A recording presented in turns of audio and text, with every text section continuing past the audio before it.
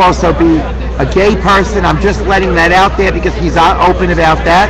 And this man is one of a couple hundred people who is being nominated to possibly receive the Nobel Peace Prize. For anyone that can hear me, tell anyone and everyone that he should be voted for the Peace Prize.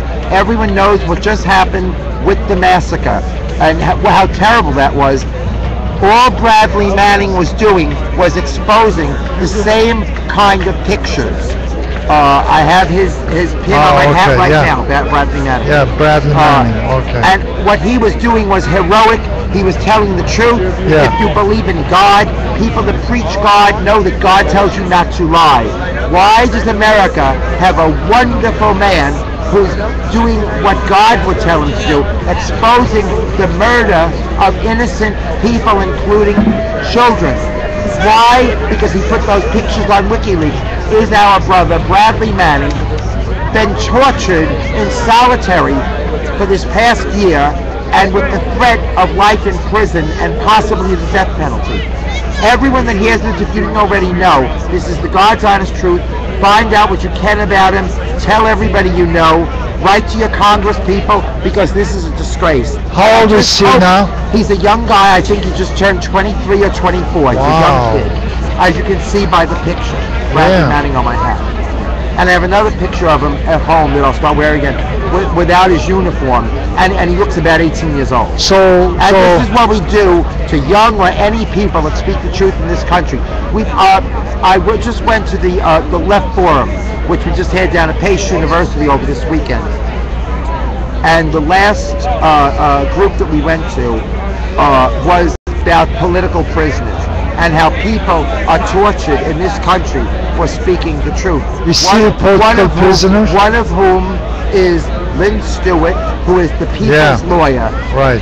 Everyone, I don't care if they're called a terrorist or whatever, everyone in America is supposedly innocent until proven guilty. That also includes our brother Troy Davis, who was murdered by this system, where we are told that you're better off if you have women in charge because women are a little gentler. Well, folks, we now have 6 Catholics and 3 Jewish people, including 3 women on the Supreme Court. Any one of them could have put a stay on his execution while they went over the facts and decided to give him another trial. None of them, including these women, Catholics and Jews, who are the only people on the Supreme Court right now, not one of them spared this man's life, and he was innocent because he was never proven guilty. But this country murdered him. Again, murdered him. So the blood is on the hands of the government and also on the people in America that didn't do enough to try to save him. If you believe in God, which 90% of Americans say they do, actions speak louder than words. And what I would say is, if you believe in God and you're not doing anything God tells you to do for your brothers and sisters, for the poor, to stop war, to get the political prisoners out, to stop torture in America, what they're doing all over the world, God does not believe in you. And that, to use a word they love in America, you can take to the bank. But anyway, getting back to our sister Lynn Stewart, this lady is the people's lawyer, 70 years old, has cancer. I've seen a picture of her recently. She looks good. She lost a lot of weight. But is she going to keep losing weight? Because she's got cancer and she can't get the right foods in there. She's a wonderful person. She's using this as her opportunity to do outreach to all the prisoners, all the people she meets. Probably a lot of them are very, very poor. When people send her gifts and money and everything, she says, no, I don't need it. And she gives it to people that have no one writing them cards, no one that's giving them anything that they might need. In the prison. This is the kind of, this is the kind of lady Very she is. Very strong. You know what? I should know this, but they moved. She's somewhere out west, possibly in Texas. Her husband is here. He has to fly back and forth. He was leading the group yesterday about the political prisoners. Where? In the left forum yesterday. Left forum? The left forum, which met down in Pace University over this weekend. Why don't they come back down here? Michael Moore was there the other night. Why don't they come here in the ground? Michael Moore had the closing night.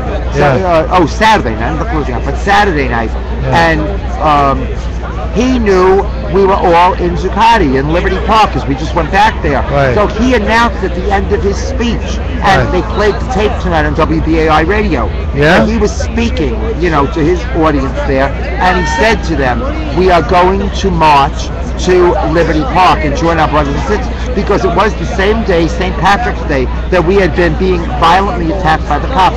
And they brought several hundred more people there that marched from there. We were not up here yet. A lot of us marched up here that night when more of the brutality happened. When I told you the guy got his head bashed in the window. But no, the reason they didn't come here, because when Michael Moore's session ended, we were still down in Liberty Park. That was early in the night.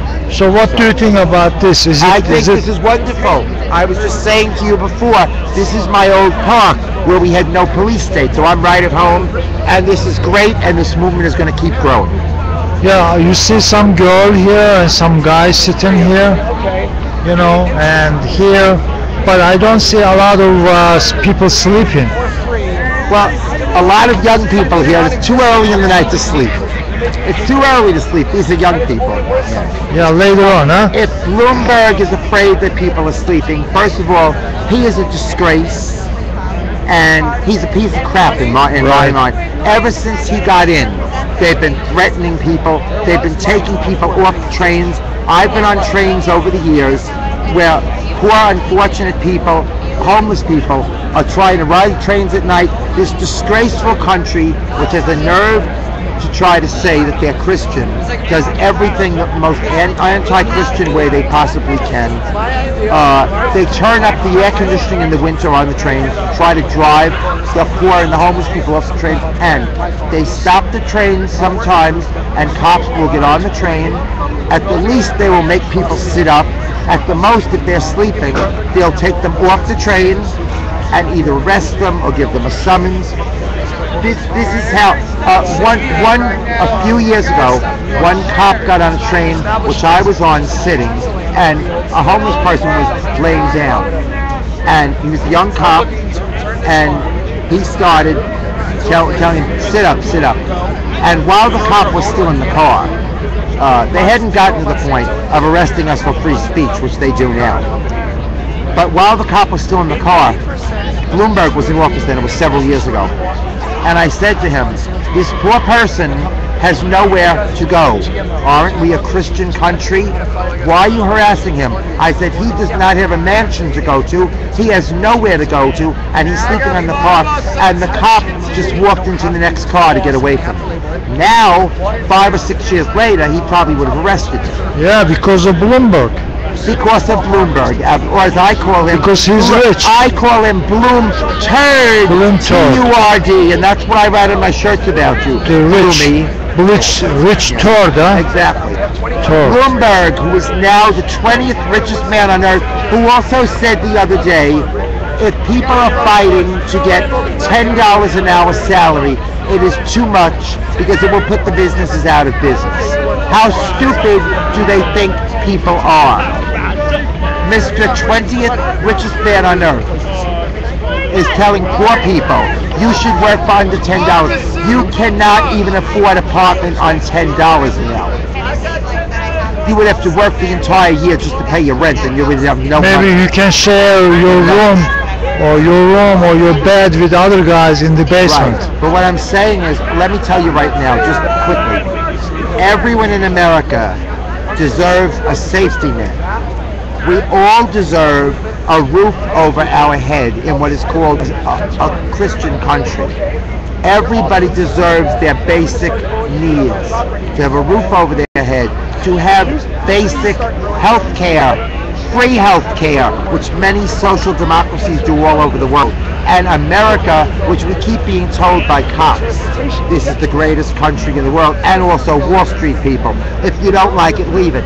I want people to know, this also brought something up. When I see the cops now, and they're harassing us, we are people. I must finish, my voice is finished. Slowly, yeah. We are told this is the country for freedom.